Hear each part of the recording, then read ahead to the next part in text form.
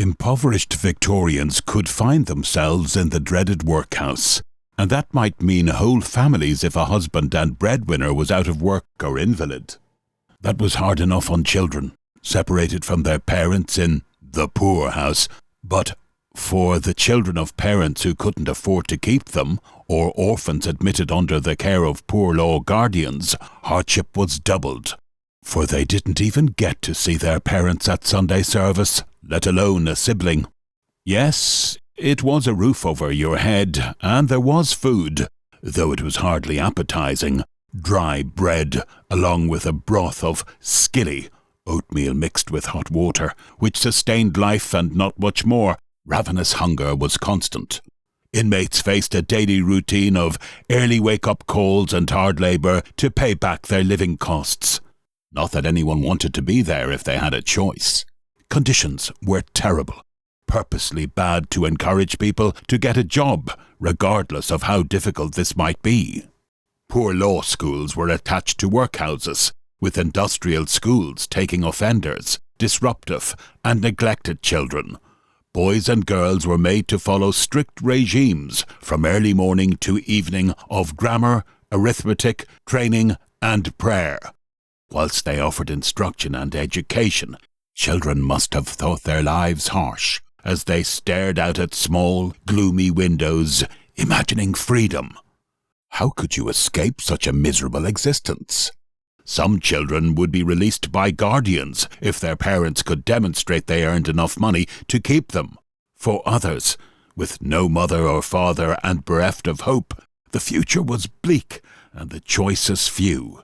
Endure the harsh conditions of the workhouse, knowing that at least you would eat, however bad and meagre that food may be, or run away to bring an end to your suffering, leaving your hope of a better future to chance.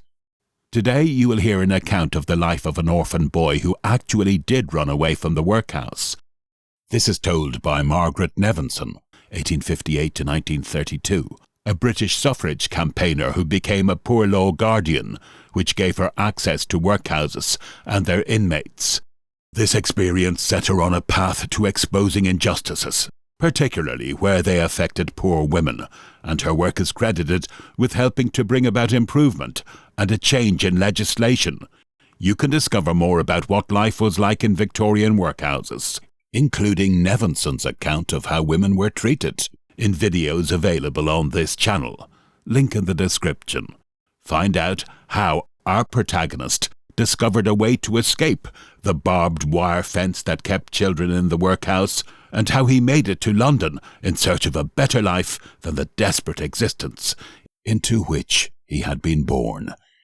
Before we move on, if you're interested in history like this, and you want to find out more about what life was really like for people in the past, please consider subscribing for more content. If you'd like to support what we make for you, check out the description for links to ways you can help us continue bringing the past alive. He sat alone in a corner of the playing field, a child of the slums, in a dumb agony of loneliness and despair. He was frightened and appalled at the wide stretches of green woodland around and the great dome of the blue sky above. It made him feel smaller and more deserted than ever, and his head was sore with homesickness for his mother and Mabel, the sister next him, and the baby, his especial charge, for whose warm weight his little arms ached with longing. He had always been his mother's special help. He had minded the younger ones when she got a job at washing or charring, and helped her to sew sacks with little fingers quickly grown deft with practice. They had been very happy, even though food was often short, and spent many pleasant hours amongst the graves of their churchyard playgrounds, or sitting on the Tower Wharf watching the river and the big ships. The nightmare of his short life had been a man called Daddy, who came back when they were all asleep, smelling strong and evil, and then there would be furious words and the dull thuds of blows falling on his mother's slender body, and he would throw himself screaming to protect his beloved against the wild beast that was attacking her. Once in the fray his arm got broken, and he had seen, as in an evil dream, a dreaded cop enter the room, and Daddy had been haled to prison, after which there was long peace and joy in the little home. Then the man came out, and the quarrels were worse than ever, till a kindly neighbour took Percy to sleep on the rag bed with her other children, out of the way of Daddy, who had conceived a violent hatred against his firstborn.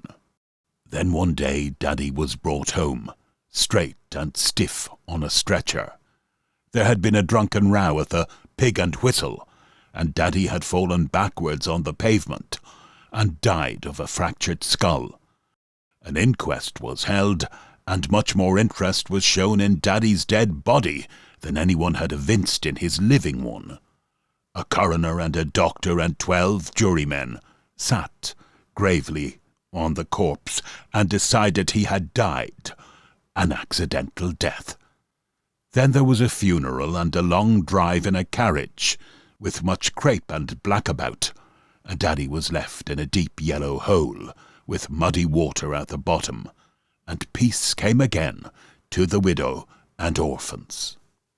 Peace, but starvation, for the mother's wage did not suffice to buy bread for them all. The rent got behind, and finally, with many tears and much pressure from various black-coated men, who seemed always worrying at the door, he and Mabel had been taken to a big, terrible place called a workhouse, and, after some preliminary misery at another place, called a receiving home, wretchedness had culminated in this strange vastness of loneliness and greenery. Only 2 days had passed, but they seemed like years, and he trembled lest his sentence here should be a life one, and he would never see his mother again. He had not killed, nor robbed, nor hurt anyone, and he wondered with the bewilderment of 7 years why men and women could be so cruel to him. Then he determined to run away. It had not taken long in the train. If he started soon, he would be home by bedtime. "Where's London?" he asked a boy who was hitting a smaller one to pass the time. "Dunno. You go in a train." I know, but which way?" "Dunno, I'll tell you." Near him stood one of the teachers, but as a natural enemy the boy felt he was not to be trusted, and did not ask him. Then the bell rang for dinner, and they took their seats round the long, bare tables, in front of a steaming plate of stewed meat and vegetables. His pulses were beating with excitement at his secret plot, and the food was like sawdust in his mouth. Afternoon school began, and he sat with the resigned boredom of his kind, chanting in shrill chorus the eternal truths of the multiplication table. Then some other subject, equally dull, was started, when suddenly his heart leaped to his mouth, and he nearly fell off the bench with the unexpected joy of it, for the teacher had brought up the intimate question of his soul: "Which is the way to London?" Blood throbbed so loud in his ears that he could scarcely hear the answer. "London lies south of this schoolroom. If you walked out that window and followed your nose up the white road yonder, it would take you to London." Other strange instruction followed, how to find north and south, and all about the sun and moon, but he purposely refrained from attending. By the act of God the position of London had been miraculously revealed to him, and he clung fast to that knowledge, so that his brain was burning with the effort of concentration.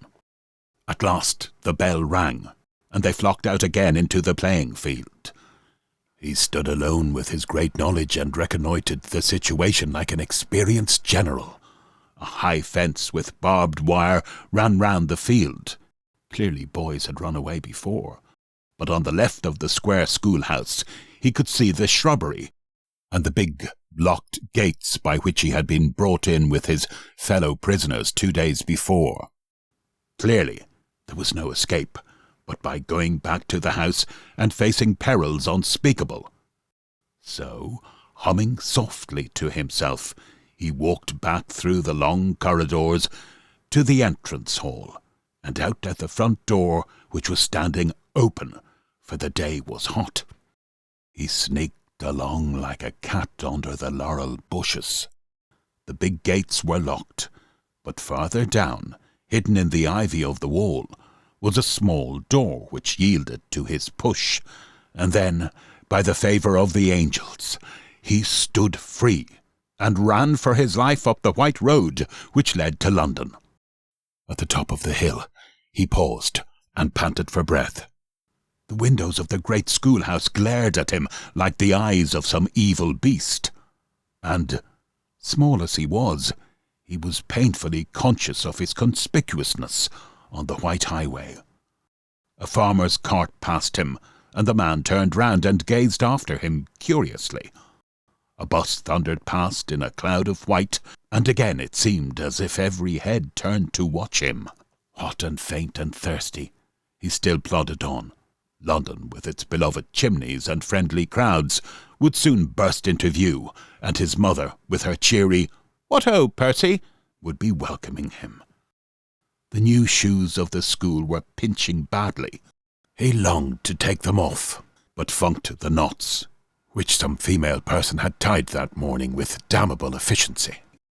The sun had suddenly tumbled into a dangerous-looking pool of red fire, and the shadows which ran beside him had grown so gigantic he felt alarmed.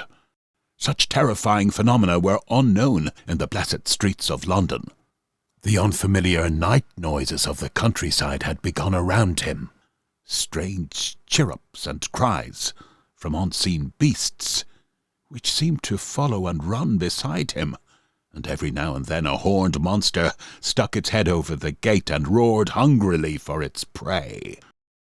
At length, wearied and hungry, and terrified by the sinister darkness stealing over the landscape, he threw himself down by the wayside.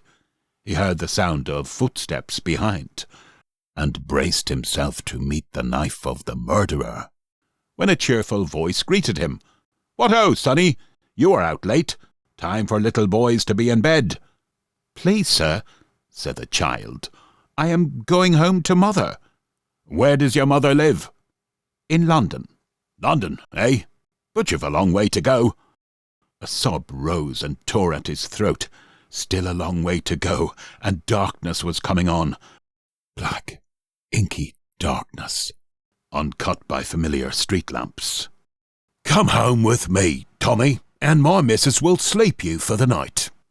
With a feeling of perfect confidence, the child slipped his small fingers into the hand of the farm labourer, and half an hour later, washed and fed, he was sleeping in a big bed amongst a heterogeneous collection of curly heads. "Look here, Bill," said the labourer's wife as she folded up the neat little garments provided by unwilling ratepayers. "He's runned away from that there barrack school." "I knowed that," said Bill, knocking the ashes out from his clay pipe. "It ain't the first time as I've met youngsters on the road, and maybe it won't be the last, as folks in the village have been before the beak for harbouring them. Poor little devils."